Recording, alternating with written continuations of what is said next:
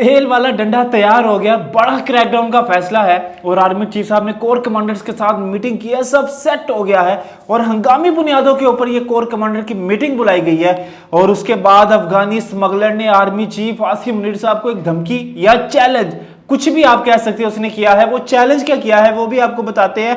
और तीसरी चीज ये कि नवंबर के आखिर तक डॉलर 250 रुपए तक आ जाएगा, ये भी एक आर्मी चीफ साहब की तरफ से है। और उसी धमकी और उसी चैलेंज के दरमियान ये डॉलर आता है। ये सारी तफसील आपको बताते हैं। और उसके बाद मलक रियाज साहब को किसी भी वक्त गिरफ्तार किया जा सकता है। और जिन जिन लोगों ने बहरिया टाउन में पैसे इन्वेस्ट किए हैं वो समझे कि डूब गए। क्या बहरिया टाउन दिवालिया होने जा रहा है, क्या होने जा रहा है, क्या ताले लगने लगे हैं बहरिया टाउन को, ये सारी चीजें आपको बताते हैं। लेकिन उससे पहले आपको ये बताएं कि ये बड़े बड़ी मार्केटें जैसे शाह आलम मार्केटें होगी या और बड़ी बड़ी मार्केट्स होगी, इसमें बड़े बड़े माफियाज बैठे होते हैं।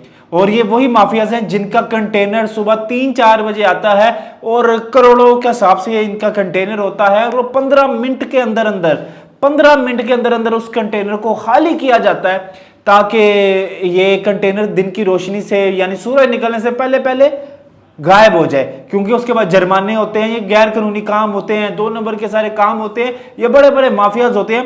इन लोगों ने पहले भी चैलेंज किया था, पहले भी धमकी दी थी कि हम बहुत जल्दी डॉलर को 350 से ऊपर लेके जाएंगे या 350 तक लेके जाएंगे। लेकिन उसके बाद हमने देखा 30-32 रुपए डॉलर में कमी आती गई।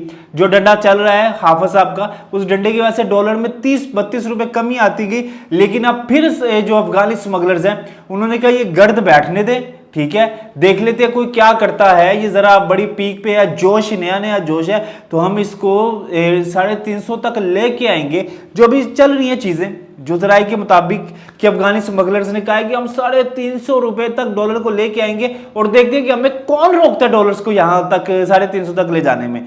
तो जनाब ये बड़ा चैलेंज है, एक बड़ी धमकी है, बड़ी थ्रेट है। और देखा जाता है कि देखा ना पड़ेगा कि क्या होता है। उसके बाद कोर कमांडर्स की मीटिंग हुई जिसमें ये आर्मी चीफ साहब शदीद गुस्से में नजर आए। उसकी वजह यह थी कि उन्होंने कहा कि इस मामले में हमें मजीद अपनी तेजी दिखानी पड़ेगी, मजीद माफियाज को कंट्रोल करना पड़ेगा। और जो अफगानी यहाँ पे गैर कानूनी तरीके से रह रहे थे उनको बड़ी तरीके के साथ, बड़ी शराफत के साथ, बड़ी इज्जत के साथ, उनकी जान माल की हिफाजत के साथ इनको अफगानिस्तान भेजा जाए, मुल्क से मुल्क बदर किया जाए, किसी की जान को कोई खतरा ना हो। और डॉलर के कम होने से पेट्रोल में कमी आई और पेट्रोल कम हो जाएगा। उसके बाद चिकन में भी कहा जा रहा है कि 250 रुपए किलो हो जाएगा चिकन भी। और बहुत सी ऐसी चीजें हैं जो कम होती जाएंगी और पाकिस्तानियों को सहूलतें मिलेंगी। लेकिन ये माफियाज है जो सर उठाता है, इनका सर कुचलना पड़ेगा। काफी हद तक कुचला गया है लेकिन अभी मजीद चाहिए। अब दूसरी चीज ये है कि मलक रियाज साहब अल कादर ट्रस्ट में 190 मिलियन पाउंड में वो इन्वॉल्व है। और बुशरा बीबी के साथ और फिर उनकी बेटी की और बुशरा बीबी की एक ऑडियो लीक हुई जिसमें पता नहीं कितने कैरात के हीरे की अंगूठी की डिस्कस किया जा रहा था। उसके बाद चीज़ों को सामने आई, इमरान खान साहब की हुकूमत थी, चीज़ें ठप होगी। मलक रियाज साहब किसी भी गवर्नमेंट के साथ ना बड़े आसानी से एडजस्ट हो जाते हैं। और इन्होंने अपने दफ्तरों में बड़े बड़े जर्नैल साहब का जर्नैल बैठाए होते हैं जो अगर किसी का पैसा खा भी जाए तो वो तड़ी तुड़ी लगा देते हैं, उनको पूछने वाला कौन है। यानी मलक रियाज साहब ऐसे है कि इनकी तरफ कोई आंख उठा के भी नहीं पाकिस्तान में देख सकते, इतने ताकतवर बंदा ये।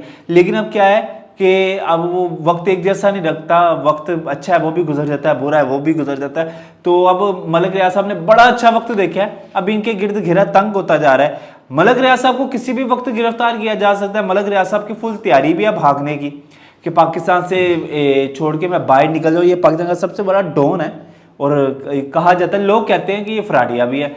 तो ये जनाब जी पाकिस्तान से बाहर जाने के लिए इनकी तैयारी भी फुल है और ये किसी भी वक्त पाकिस्तान से बाहर जा सकते हैं। और कहा जा रहा है कि इनका ये नहीं समझ आ रही कि इंटरव्यू महर बुखारी को देंगे कि मुबशर लुकमान को देंगे। अलबत्ता इनके गिर्द इतना घेरा तंग है कि लोग मुख्तलिफ किस्म की क्या सराइयाँ कर रहे हैं कि अगर इनको गिरफ्तार किया जाता है तो जिन लोगों ने इन्वेस्ट किया हुआ है बहरिया टाउन में या जो लोग रह रहे हैं बहरिया टाउन में, क्या उनके लिए मुश्किलात होंगी?